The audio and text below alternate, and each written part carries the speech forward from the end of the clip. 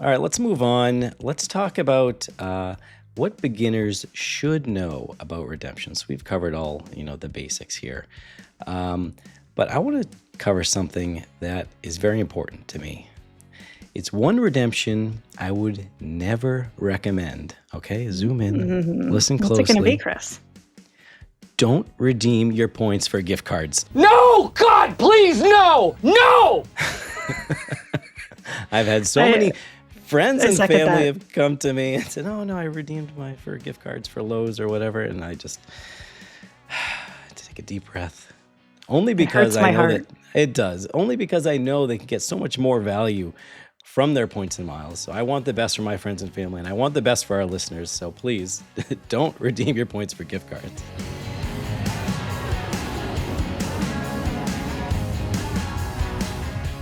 Hey, I'm Chris. Welcome to the Upgraded Points Podcast. And I'm Katie, and today we have some credit card news for you, and then we're going to go back to the basics and talk about some strategies and tips for beginners in points and miles. Before we get to that, we would love it if you liked and subscribed to the show on YouTube, Spotify, or wherever you get your podcasts. And if you have questions or comments for the show, you can reach us at podcast@upgradedpoints.com. So Chris, tell us about a new Chase Sapphire promotion. What's going on with that? Yes, so Chase Sapphire Reserve cardholders can now register to get 3 months of Marriott Gold Elite status. So this is a nice little perk that we've seen before, and it is back again. So now you have until September 30th. So if you are a Chase Sapphire Reserve cardholder, log into your account, and up on the top there, you can go to card benefits, and you can register for this promotion.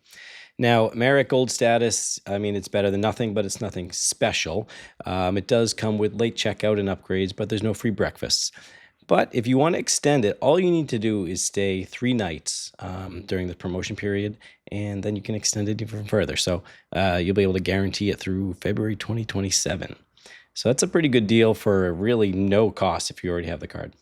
Yeah, that's a super easy way to get some status, give it a try. Cool. Well, there is a promotion out now for Southwest credit card holders as well. And there's actually 2 that I want to talk about. The first one is a 25% points bonus. You can earn up to 20,000 extra points after spending $3,000 on your Southwest credit card. And that is for Q3. So started July 1st and it goes all the way through September 30th. And this is when you do have to register. So go onto your account. It can be a little tricky to find if you're not looking for it. Go to your Southwest account, not your Chase credit card account. Go to your Southwest account, go up to the corner where it says My Account, click on that, scroll all the way down to the bottom. And if you have been targeted for this offer, you will see it there, and then you can just click the button to register. So that's a good one. If you're already spending on your Chase Southwest card, you might as well earn some extra points. And then the next one is pretty interesting. It is for Companion Pass. And the Southwest Companion Pass is one of those things we totally love. I think it's going to change soon, so this might be a good time to get it. And you can earn double Companion Pass qualifying points for every dollar you spend, up to 10,000 bonus points on travel purchases this quarter. So this year, each quarter, they've had a new category which you can earn bonus points on. It goes from July 1st to September 30th.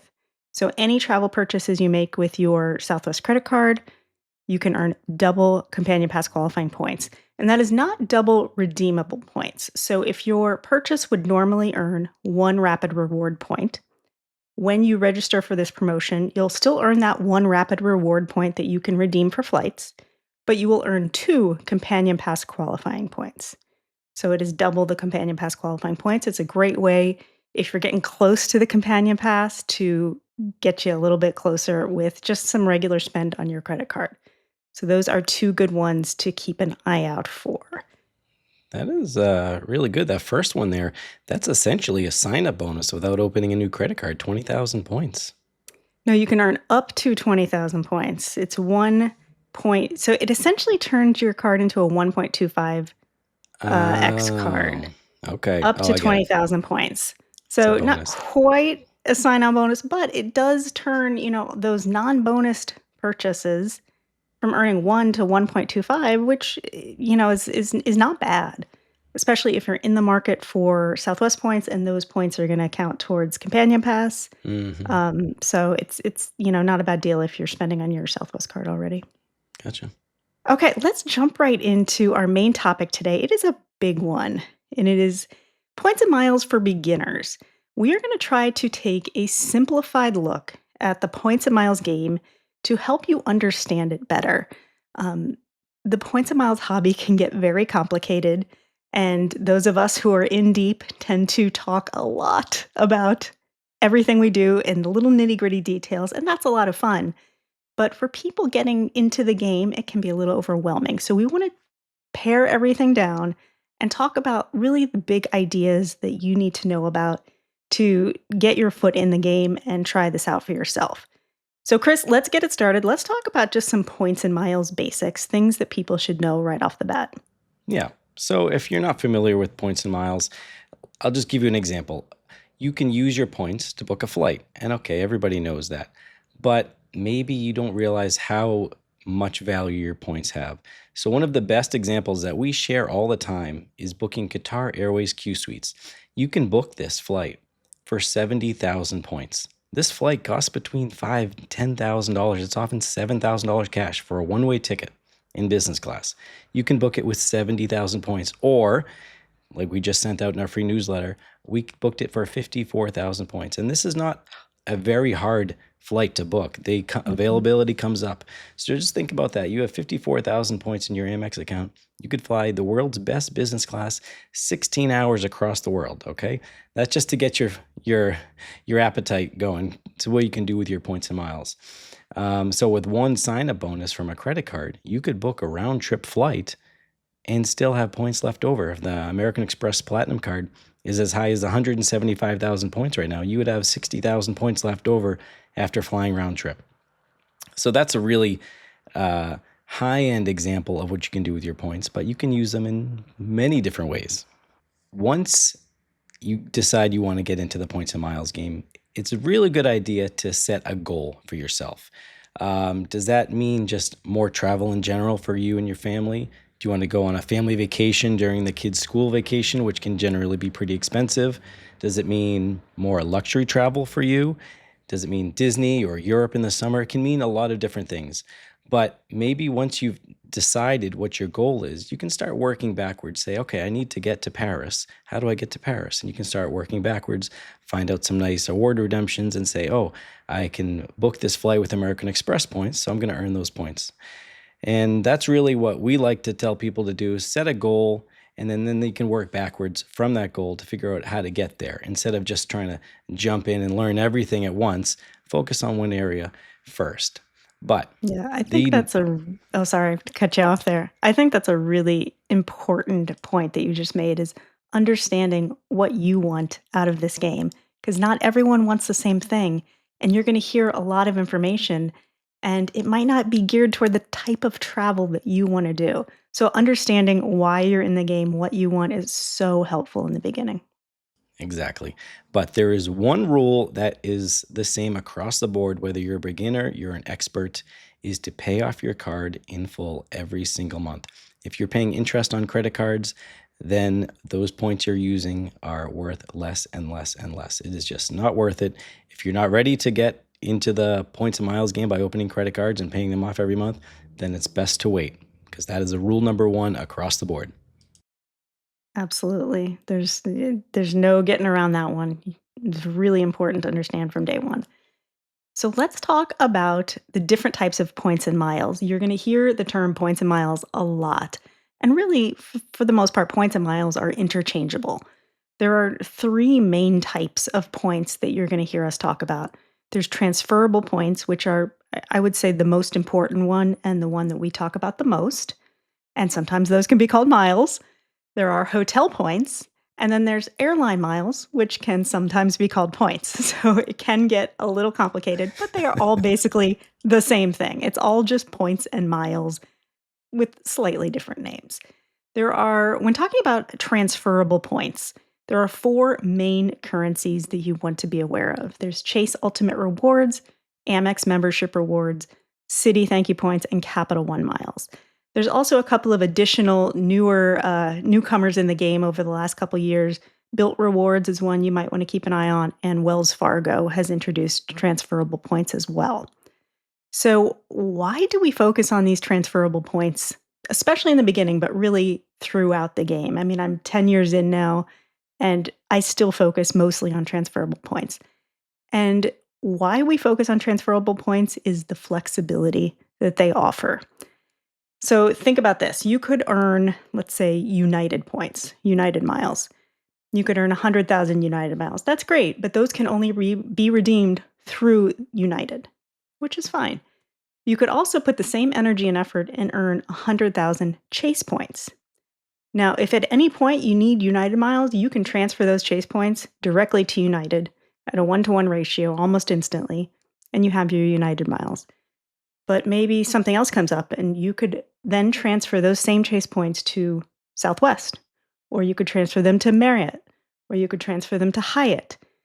So, getting most of your points in these transferable points buckets gives you so much flexibility so you can jump on the deals when they arrive instead of being stuck with one single type of point. Mhm, The mhm. other thing I want to mention now is, and you don't need to know all the specifics, but understand that not all points are created equal. And this is something that I did not grasp at the very beginning of my journey, and it was a hard lesson to learn. Is if, for example, Hilton points and Hyatt points are both hotel points, but they are Uh-huh. worth wildly different amounts. Hilton points are worth about a half a penny apiece. Hyatt points are worth about 1.5 cents per point. So those are very different. And I made the mistake when I was first getting started. I saw, I was maybe 2 cards in, and then I saw a sign up bonus for a Hilton card. I think it was the no annual fee card, and it was, I don't know, 75,000 points. And this is back when like a 50,000 point offer was pretty standard and pretty good. And I said, wow, 75,000 Hilton points. That's amazing. Got that card, and then, eventually realized that Hilton points are not worth the same as a lot of other points. So while there is a time and a place for a Hilton card and a Hilton sign up bonus and Hilton points, just understand that they are all different. Well It's a said. I tough, think yeah, a lot it's of a tough people have lesson. made that mistake. Yeah, it happens, but we're trying to educate our listeners so they don't make the same mistakes that we did. Yes, absolutely. I'll take that to transition into earning points because credit card sign up bonuses are the best and fastest ways to earn points and get a good stash of points that you can quickly redeem for a trip. So it is very common for a welcome offer to come out, whatever it is, say 100,000 points. And then the bank will say, okay, you have 3 months to spend a certain amount of money. And once you do that, you'll get your bonus. So it's something around $3,000 in 3 months, and you should be spending your normal spend, your everyday spend on this card.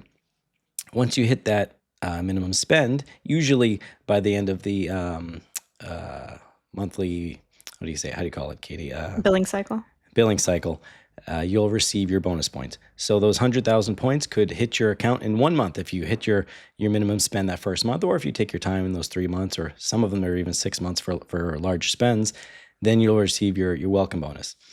That is going to be the fastest way to earn points, but it's not the only way. And we actually did a full episode on how to earn a bunch of points without opening a new credit card. So go check that out as well. But on these credit cards, there are often category bonuses. So, for example, a lot of cards now have 1, 2, 3 times points for categories that you use all the time. Maybe it's a gas station or supermarkets or restaurants, or some of the bigger travel cards will have 3, 4, 5 points on travel booked through certain portals. So that's a great way to earn additional points as you continue to use your card, even after the welcome bonus.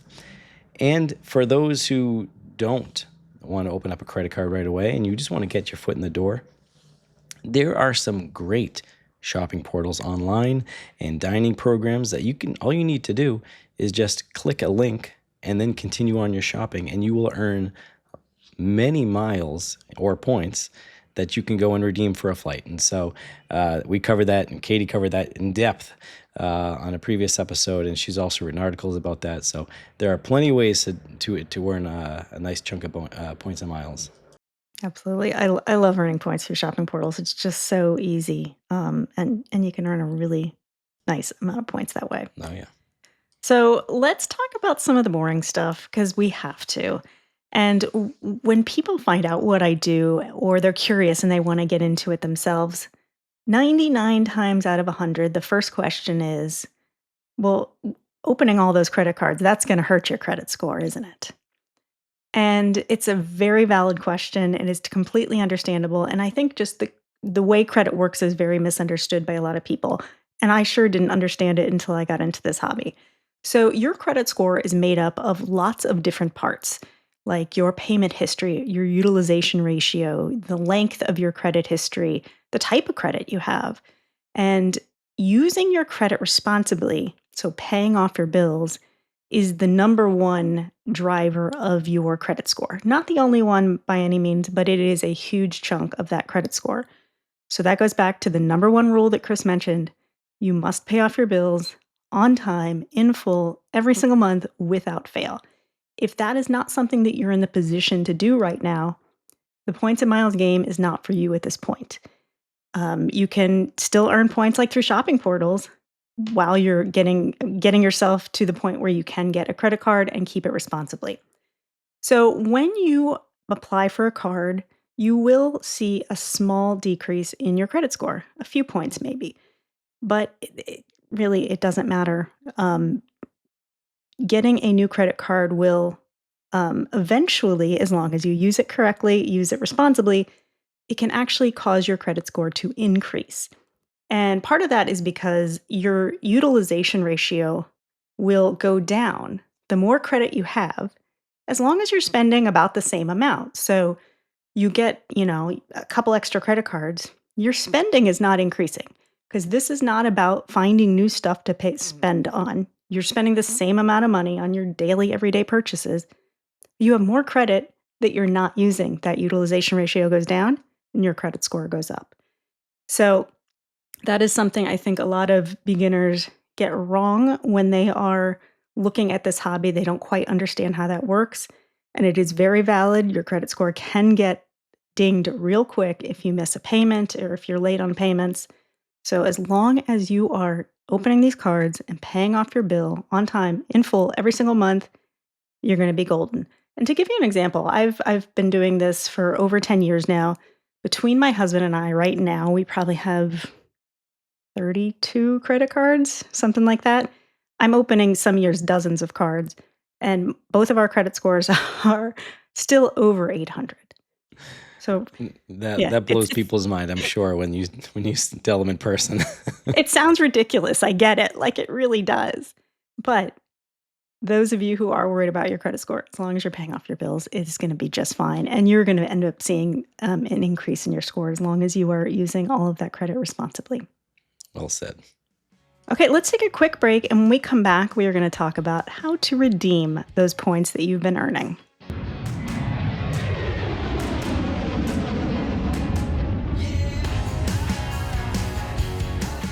Okay, welcome back. We've talked about earning points and opening credit cards, but let's get into what you need to know about redeeming those points. And I'm going to hand it off to Katie because she is the pro at this. Yeah, so redeeming points is what it's all about. We're not just collecting points just to have the points. We want to redeem those points. So, and this is where it can get a little complicated. We are going to try to simplify this as much as possible to help you understand the big picture so you can jump right in. So, when we are talking about transferable points, those currencies, the Chase, Citi, American Express, Capital One, there are two main ways that you can redeem those points. One is transferring to hotel and airline partners, and the other is redeeming through the bank's travel portal. Transferring to travel partners is probably what you're going to hear most of us, most of the blogs and podcasts talk about, Mhm. because that's where that real crazy value comes in, where we're getting those business class flights like the Qatar Airways for 70,000 miles and Q suites. That's when you're taking those transferable points and moving them to a hotel or airline to book. That's where the big value comes in. But with that does come a little bit of complication. You need to have some patience, you need to have some flexibility. There's a little bit more that goes into it. Booking through the bank's travel portal is generally pretty simple. It's the same as you go to Expedia and book. It's an online booking platform and it works the same way, but you can pay with your points. So, people who like just super simple, don't want to think about it, that might be a good way to go. The problem with that, or maybe not a problem, but just the thing you should know, is when you do that, the value you're getting for your points is generally pretty fixed. More times than not, 9 times out of 10, you are gonna get between 1 and 2 cents per point in value. And the times you're gonna get that 2 cents per point in value is pretty rare. It's more often gonna be closer to that 1 cent per point value. And once you decide what you're in this game for, you might think, "That's okay. I'm fine with that." And that's great. Just understand that those are the 2 sort of main ways, and each one does have its benefits and its drawbacks. So the major transfer partners that we talked about, Chase, Amex, Citi, Capital One, each of those are sort of buckets that you can earn your points in. And then you can transfer out to their hotel and airline partners. And I'm going to give you a quick overview of some of these. You do not have to have these memorized at all. Don't think you need to know this off the top of your head. I don't know all of them off the top of my head at all. And they do change sometimes. So it's easy to look up. So for Chase, you can transfer those points instantly to Hyatt, Marriott, IHG, United, Southwest, Air France. Amex can go to Delta or Air Canada or JetBlue, Choice or Hilton. Citi, you can transfer to Accor, Turkish, Virgin Atlantic, Virgin Red. Capital One, you can go to Air Canada or British Airways or Emirates or Etihad. Those are not all of the transfer partners. That's just some Mhm. of them. This is very easily searchable. We have articles on this on upgradedpoints.com, so you can always just look up that list. It's good just to take a peek at it and kind of get an Yeah. idea before you start into your journey. And we can also, in the show notes, we will link to our transfer tool, which will have all of these listed, but also along with any transfer bonuses. So you can even get an even better deal when you decide to go this route. Awesome point, Chris. Yeah. And that's a good thing because when you get that transfer bonus or transfer bonus to different hotel or airline partners, the value you're getting for your points is going up. And so let's talk about that for a minute. You are going to hear us, and again, probably all of the blogs, all of the Instagram accounts you follow talk about cents per point. And whether or not you like cents per point, you can decide that later in the game. But it's a good thing to understand as a baseline to help you just get a basic grasp on the different values for points. So, again, we went back to that Hilton and Hyatt example that I had mentioned earlier. Hilton points are zero point 0.5 generally, Hyatt points are 1.5 generally. This number is calculated a little bit differently based on who you're talking to. They're all generally kind of in the same boat. So there's not going to be a blog out there that says higher Hilton points are worth 4 cents per point. That's just not going to happen. And if you see that, don't take any advice from them. Well, I don't know. Maybe um, some things could change by the time this episode gets that's true. published. At the time of recording, if someone is saying Hilton points are worth 4 cents per point, maybe not. Um, Now, these numbers that we use are kind of averages. They are not the baseline that you're going to get. They are not the most you're going to get. It is just sort of what you can expect to get when you're redeeming those points without putting too much thought into it. And it's a good baseline to understand whether or not you choose to use those as your guidelines or not. It's just great to understand. And it really helps bring home that, again, all points are not created equal. And that's a really important thing to keep in mind. Yeah, that's one that again, it comes with the territory of learning this game, but hopefully some of our listeners can avoid the pitfalls of that. Yeah. And we do have Um, a valuation sheet that we can link to in the show notes. So you yeah. don't have to do any of the math yourself. You just click on the link and see we've done all the calculations and we do redo these calculations every month and Hmm. update them based on changes in the industry. So just keep that link handy and you don't have to do any of this stuff yourself. It's all right there for you. We'll take care of you. All right, let's move on. Let's talk about what beginners should know about redemptions. We've covered all, the basics here. Um, but I want to cover something that is very important to me. It's one redemption I would never recommend. Okay, zoom in, listen What's it going to be, closely. Chris? Don't redeem your points for gift cards. No! God, please, no! No! I've had so I- many friends I and second family that. have come to me and said, "Oh no, I redeemed my for gift cards for Lowe's or whatever," and I just take a deep breath. Only because hurts I my know heart. that it does. Only because I know they can get so much more value from their points and miles. So I want the best for my friends and family, and I want the best for our listeners. So please don't redeem your points for gift cards. I mean, I've not redeemed for a gift card, but back in the day, before I understood how things work, like I'm talking 15, 20 years ago, I used to redeem my miles for magazine subscriptions. Ooh, that's a good one.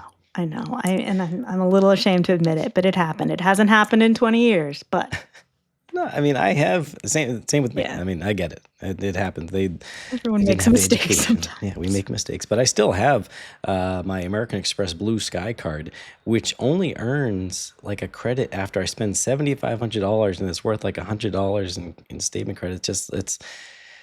And sometimes I have to use it. Like if eventually years and years I actually spend that money on that card, it'll add up. But yeah, I know it can be frustrating, but only because we know there are better options. That's why. Moving on to other beginner things the beginners should know about redemptions is that award availability can be tough to find, and it can be very frustrating. You've finally done all your research and you got that awesome welcome bonus and you have a huge balance of points and you're ready to go. You want to go to Hawaii next week, but you can't find any award availability. And that happens. And it's tough. It happens to everyone. It's not just beginners, it happens to experts. But the good news is in 2025, there are so many tools, paid and free, blogs, websites, newsletters, podcasts that will share a lot of this information with you. So you don't even have to be searching all the different partner airlines anymore. You can go onto seats.aero, plug in your dates and your airports, and it'll show you what your options are. If you have Amex points and you want to transfer them to Aeroplan to fly on United, it's going to show you exactly how to do that now. So the good news is there are plenty of tools to help you along the way. But the bad news is there is stiff competition out there. So be ready to not find exactly what you're looking for on your first attempt. And be sure to sign up for our newsletter because we do send out award alerts to all of our newsletter members as soon as we get them. We do. So don't miss it. It's free. Next, along the same lines, is to familiarize yourself with saver level and common prices for flights. So if you hop on and start looking for that flight to Hawaii and see 100,000 points, and you go, "Oh my God, that's my entire sign-up bonus."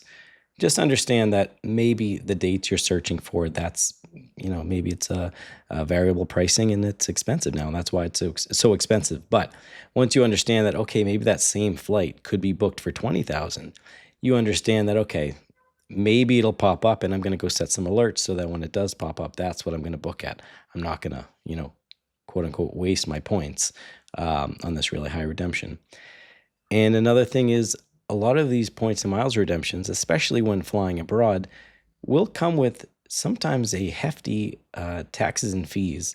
And Katie, you just paid a good chunk of fees to fly to Europe, but did. that's okay, right? Because For me, it is. Yeah. Exactly. For some people, it absolutely would be a deal breaker. Yeah. And that's okay. They're both valid. Katie paid $400 to fly business class to Europe on the dates she wanted. Yeah, okay, maybe that's not ideal for everyone, but it made sense for her. And I'm paying $200 in fees to fly back from Japan. And that's okay because it's going to be an incredible experience. And that's what I wanted to do. But just be aware that many flights in the US, you'll book a flight and it's going to cost you $5.60 in taxes and fees. But that's not always the case. It could be hundreds of dollars depending on where you're going. Following that, sometimes you just need to follow the deal. Maybe You can't find that flight to Europe or to Japan or to Hawaii, but all of a sudden, an award alert from Upgraded Points pops up and it's South Africa or Taiwan or Brazil. And it's a great price in business class. And you say, hey, those dates work for me. This year, I'm going to Brazil in business class. That's really what we do a lot of the times here. We are in the same position as everyone else. We don't have special access to award availability. We just follow the deals. So I if there's wish a we great, did. yeah. That Oh, we would be didn't tell you great. guys that? If you sign up for the newsletter, we'll give you the free behind the scenes look at how to book it. No, but yeah, just follow the deal. Sometimes that's going to be the best way to get the seats that you're looking for. Flexibility is such a key part of the points and miles world. And life. so often, people will come up to me and say, "Hey, I want to go to Barcelona on this specific date 3 months from now, and I have 50,000 points. How do I do that?" It's not as easy as I have the points, I know where I wanna go and what day I wanna go. Sometimes it works out that way, but more often than not, it doesn't. Having that flexibility and understanding, may broaden your search, like Chris said, look at different parts of Europe, wait and see what comes up in the award alerts. Having the points in those flexible currencies and those transferable currencies will allow you to have that flexibility so you can make the redemption when it pops up. Exactly. All right, well, let's transition to our question and answer section. Now, this whole episode was really the idea of an email we got asking for tips for beginners. So let's just dive into some of our tips for beginners. Katie, do you want to start? Yeah, I think, it's hard to boil down because there are so many good tips. But one of the things that I always tell people when they ask me this, take the time to learn the basics.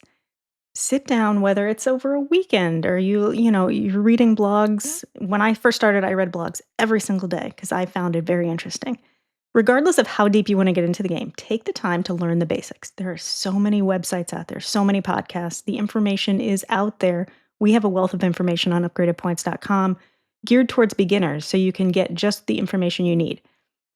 And then once you know the basic structure, the basic sort of how the game works, and you know sort of the basic rules, it's okay to break them.